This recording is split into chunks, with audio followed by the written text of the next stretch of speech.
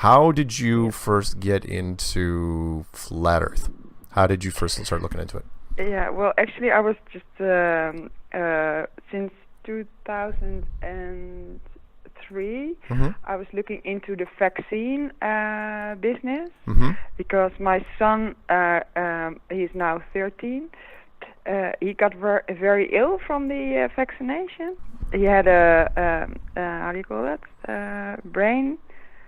Like injury. Yep, sure. So that's how I got, onto the internet at 2003, and I was reading about a lot and figuring things out.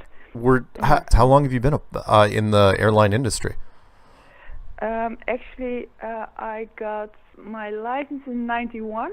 So I've been with the company that I'm at now, which is actually the best in Holland. There are not so many, but they're a very good company, and I'm with them for 22 years now. Just to recap here real quick. So you got into conspiracies because your son got a vaccination and suffered some brain injury because of it. Yeah. And then started going down conspiracies, saw a couple things that had to do with flat Earth and gyroscopes, and thought, this is sort of interesting. Yeah. So did you start poking around inside your company? Did you were there that's what I did. Friends of yours? Yeah, so I was just, because, there are lots of things that we are taught about, the spinning Earth. And I told to my colleagues, because of course you think about it, but then you just discard it, about how it is possible that the atmosphere spins with the globe, and then of course, that might be gravity, and then it says, then you have to, it has to spin faster at a higher altitude because there's no gradual difference. Right. So I thought, that's kind of strange, and also the speed at which the Earth should spin around the equator. I thought, that's almost the speed of sound, so that's kind of strange. And then also when you fly, let's say from Johannesburg to Amsterdam, we don't have to account for the difference, and also not because it spins then at a different rate, and it doesn't also, we don't also have to account for the difference in altitude that it spins. So yeah. I thought, this is so strange. And now, actually, I told the other day to a stewardess, because she has an open mind, and now I have to work on the ground. I said, actually, I'm a little bit ashamed of, believing all this shit, and I should have, questioned before, because my IQ isn't actually good enough to, question how does a gyroscope work, actually, because it does not, measure the gravity. Everybody in the flat Earth community has had to relearn a lot of scientific premises just so we could catch up and then tear it down. And gyroscopes is one of them. Actually, gyroscopes helped us a whole bunch. I didn't know how gyroscopes. I mean, we've seen, of course, and we we spin things around and we kind of get the feel for them. But how they relate to the Earth spinning, most people don't know. So anyway, sorry, continue, please. So you were looking into the gyroscopes, and then what? Yeah, and then, of course, I also saw the movies from Eric Dubé about Rising Horizon. Yep. And I thought, that's true. And we do fly at 40,000 feet, 41,000 feet sometimes. And of course, I've been. This is now almost a year going on that I was, that I started looking for the curve, let's say. Yeah. And of course, I couldn't find it, and I saw the horizon, rising with us, and it was flat wherever I looked, and I thought, shit, why did I, didn't see this before? And then I started questioning in the cockpit, do you know that the atmosphere spins at the same speed as the speed of sound at the equator? And then I get this strange look on their faces, whenever I would ask something like that. But it bothered me so much that I thought, well, this has to, go Sure. out there, and I thought, well, you can just discuss these things, but obviously not. We were with the three of us in the cockpit, and the captain, he was in training, and the instructor was on the jump seat, and we had a night stop in Zurich, and the last day that we actually flew from Zurich to Amsterdam, they said, well, did you actually mean those things that you said about flat Earth and everything? I said, yes, I do. And they say, well, we think you are retarded. And they didn't actually say that, did they? Yeah, they did. Oh, wow. Okay. Yeah. Okay. Yeah. So, and you are, how do you call that? Labiel. I don't know what that is in English, actually. But it's like you are mentally unstable. Oh, no, that's like pretty, yeah. So you're kind of, so who said this to you? That actually said the instructor said that to me. He said, really? well, actually, yeah, because I did not go out to dinner with them because I could already, sense that there was no match between the three of us. Right. So I did not go out with dinner with them at the night stop. And he said, well, we had a discussion between the two of us about you. And we think you are, retarded, but then the Dutch word for that, and mentally unstable. So I said, well, if you think like that, and we only had like 20 minutes left or so, mm-hmm. I suggest that you come sit in my seat, because I knew he was, an instructor, and he could sit in both seats, because you're. As an instructor, you need to be able to, sit in both seats. Mm-hmm. So I said, well, you better sit here, because I'm not going to fly any longer with you guys. So what happened? I'm sorry. Go ahead. Yeah. So they landed, and I sit in the jump seat. And I said, well, guys, we really get a lot of training with our company mm-hmm. about how to communicate amongst each other, because lots of errors happen when the communication in the cockpit is not working out. Mm-hmm. So we get a lot of training about that. I said, well, guys, all the things that we discussed yesterday, because I don't know how the topic came up, but we discussed about those trainings, about the things we shouldn't do. Mm-hmm. You both did, like we call that OMA. The O is for oordelen, that is to judge. Uh-huh. The M is for mening, that's opinion, mm-hmm. an opinion. And A is for aanname, and that means to assume. Uh-huh. So I said, well, those things you both did without even questioning me. You just, their natural reaction was to think it's like, you get, flat Earth is ridiculous, so we're going to judge you right here and right now. Yeah. So I did not even have, you did not even ask me one question. Like, I mean, I was educated the way you were. I mean, but you could have asked me, well, Lydia, how do you come to such a strange viewpoint or whatever? You could have asked me some question instead of just throwing me out. Mm-hmm. And the instructor said, well, I'm sorry about that. And actually he got tears in his eyes, so I was a little moved by that, because I thought, well, yeah, okay. I came on quite strong, actually, because I was mad, of course. And he also was relieved, because I said, well, when I stepped out of my seat, I said, well, I will see you in the office, I guess. Mm-hmm. Because I assume, because we have to write about these things, if things like this happen, I thought, well, he's an instructor, he's going to write about this. So I thought, well... And when you mean write about it, you mean our term would be like filing a report. file a report. So Yeah, at this point you're thinking of filing a report against your co-pilots, your fellow pilots for. Well, he thought I was going to do that because that's what I said when I stepped out of my seat earlier. I said, well, I think I'm going to see you then in the office.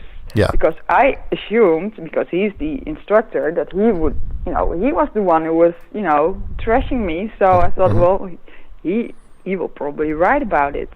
So after the landing, I said, well, or he asked, he was scared. He said, are you going to write about it? I said, well, no, I'm not going to write about it, but I'm going to go straight to the doctor's office from the company, and I'm going to ask for some support in this. So he was really relieved. Well, I'm not going to write about it either. I said, well, do whatever you please. So both of you mutually agreed not to file a report on each other about an argument that had to do with flat Earth. Probably a good thing at the time. Yeah. So then you went to the company physician, the company doctor, and you have more or less did you request to them? You said, look, I don't think I should fly anymore because I don't believe the Earth is a globe. Well, actually, I called in sick. Okay.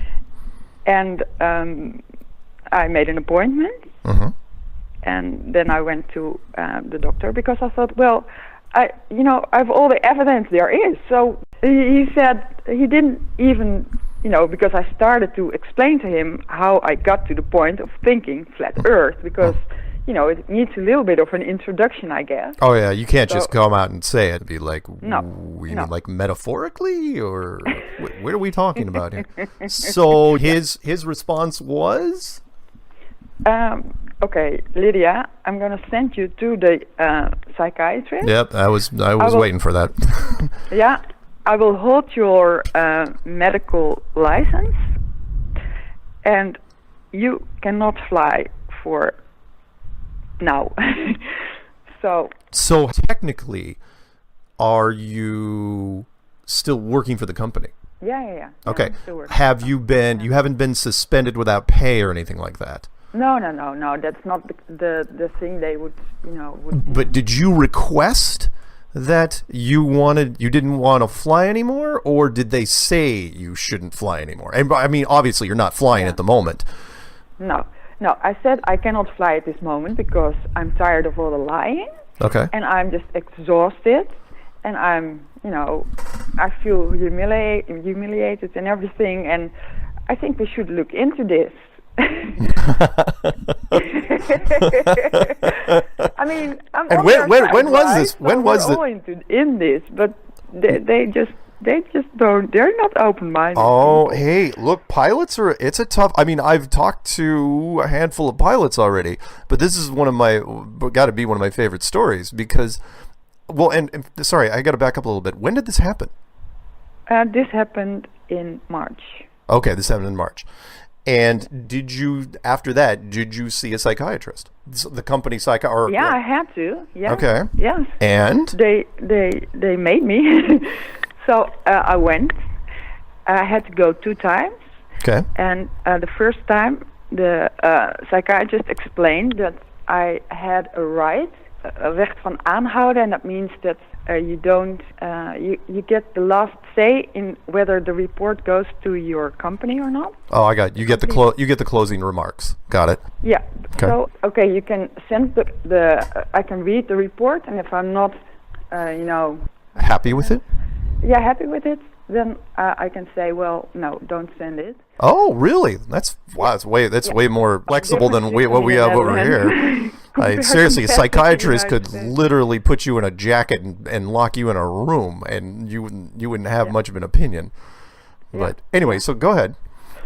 So I sat there, and I wanted to, explain a little bit how I came where I am, and he was not interested. He said, well, no, I don't want to hear all those things. I just want you, because, with my son and everything, it's kind of a long story, but, I wanted to explain to him how I got where I am, and he just was not interested. He said, well, Lydia, you are being a little bit naive in, trying to convince this guy. Even well, not not.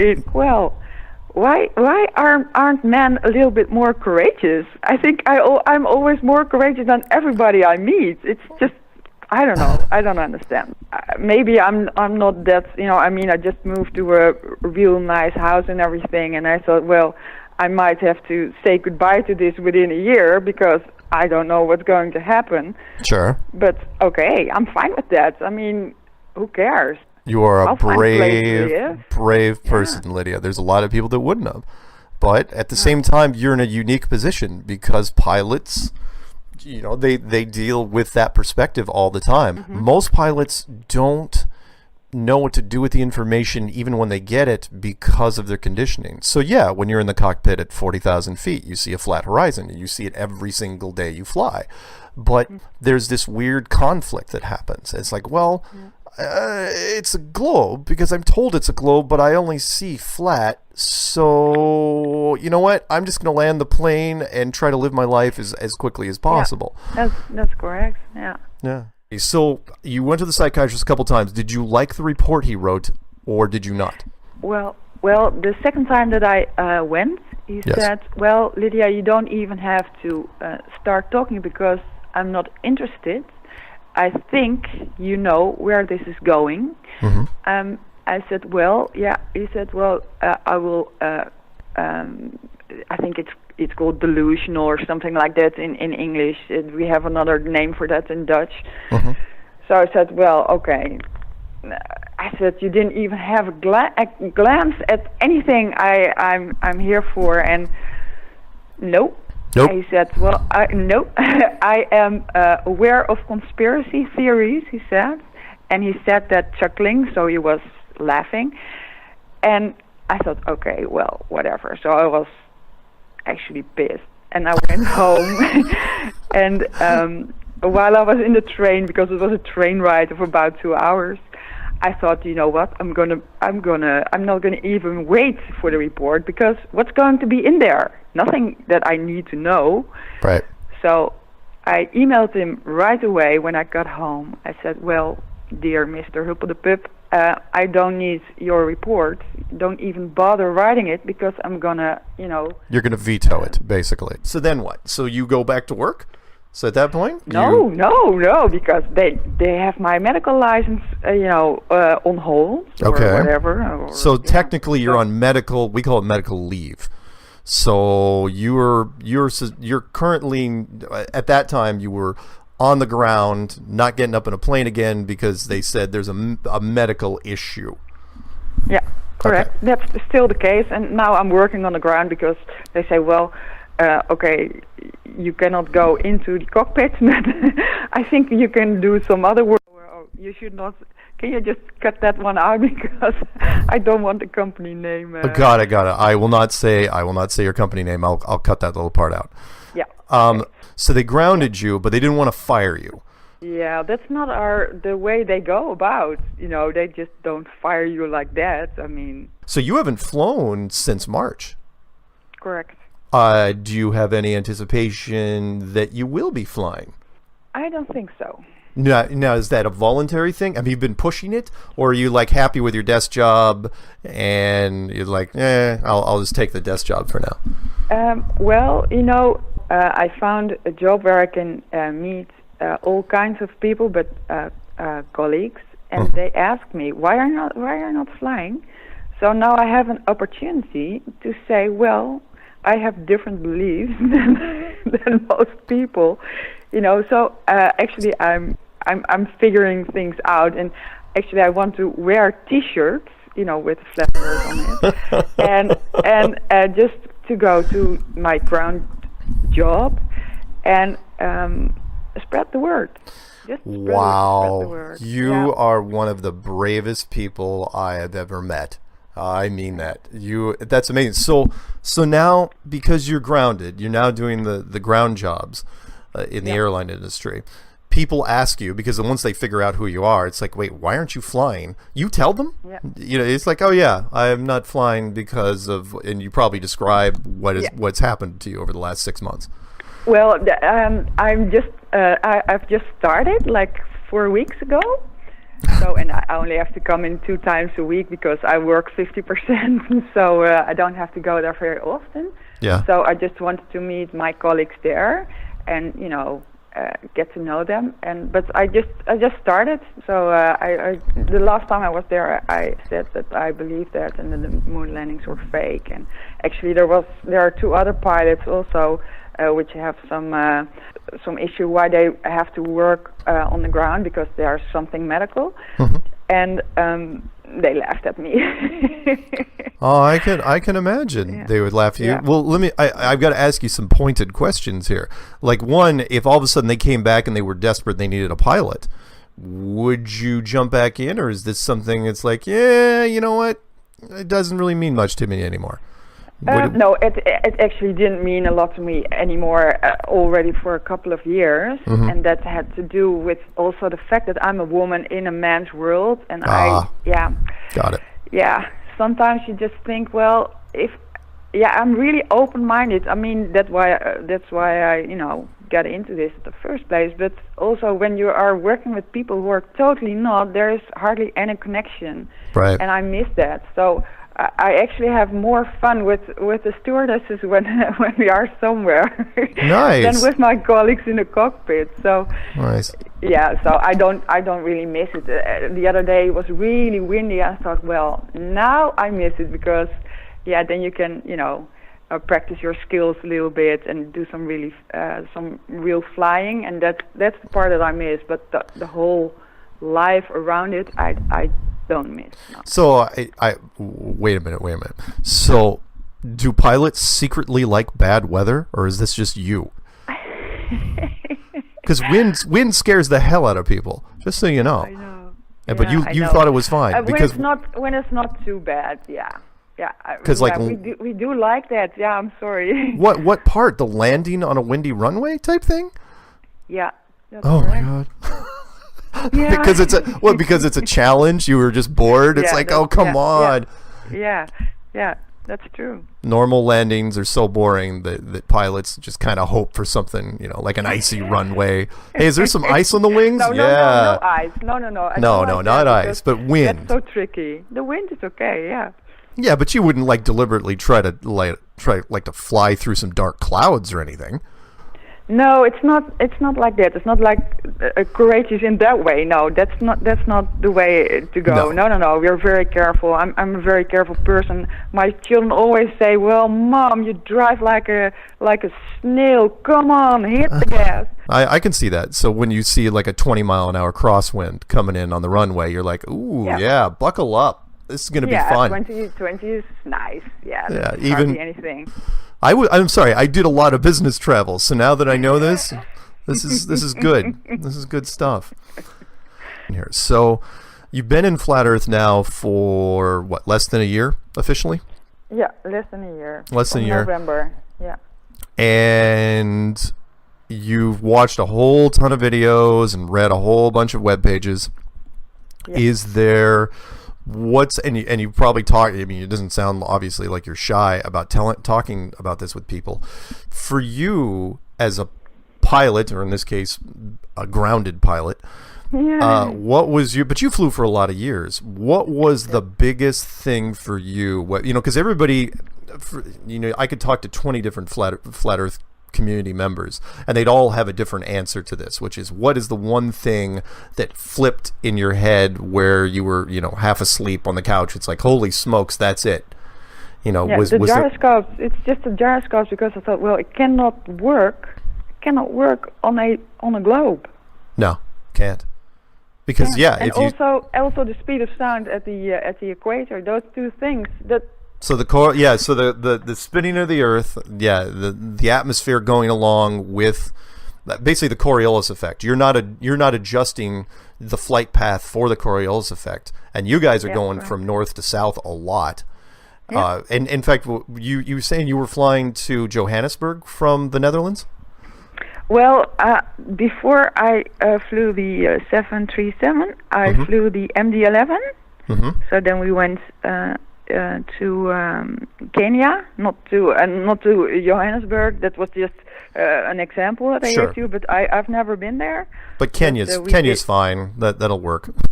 Yeah. So somewhere in the middle of Africa, you guys are flying from the Netherlands, and not only did you not have to, because that's a question. In fact, I might as well ask you this, since we have a hard time asking pilots. There's a whole bunch of videos out there where people are trying to ask pilots when you know how the gyroscope works, and you know how the curvature of the Earth works.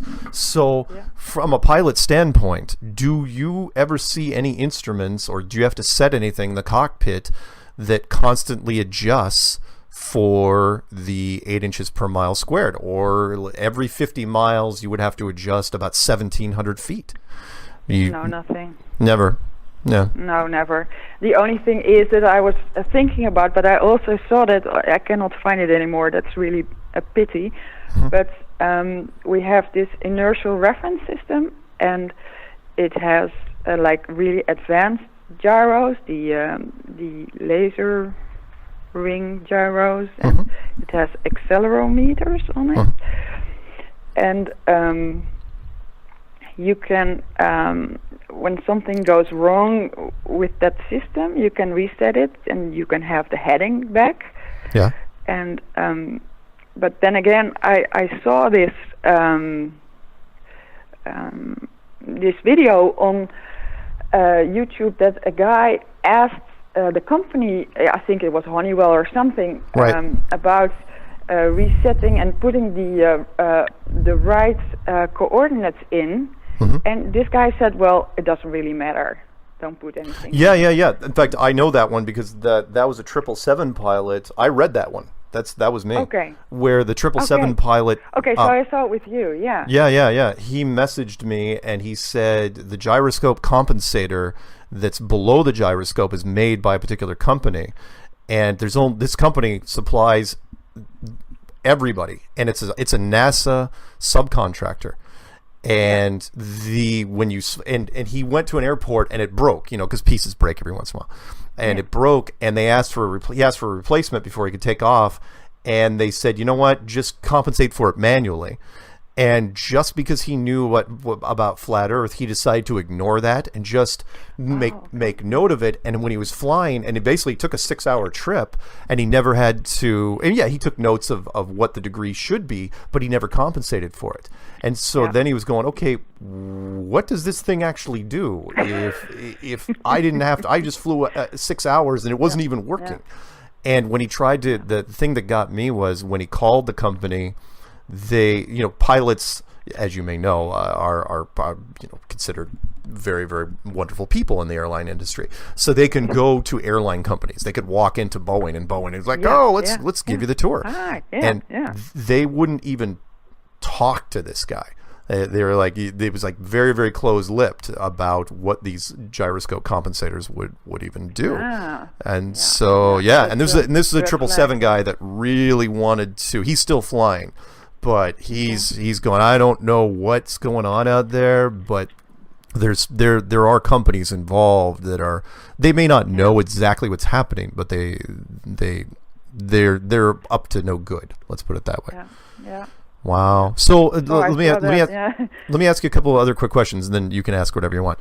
Which is just for the record, when you were looking out through the cockpit, did you, before you got into flat Earth, did you even think about the curve, or was it just one of those things that was in the back of your head? And then when you found out about flat Earth, did you look out the window differently? Actually, I never thought about the curve. Never. Maybe that's strange, but I really no. didn't. Why would you, right? Yeah, I don't know. Now I think it's strange, but but then when you got into it, when you were looking out the window, did it look completely different to you? It was like, holy smokes. Yeah. Then I saw how flat it was. Couldn't see. We have a saying here. I don't know if it's the same over there, which is you couldn't see the forest for the trees. You just could not. It was like, didn't even occur to you. You looked out that window all the time for 20-something years. Yeah. And then it's like, oh yeah, by the way, you think it's flat out there? You see it's flat? It is flat.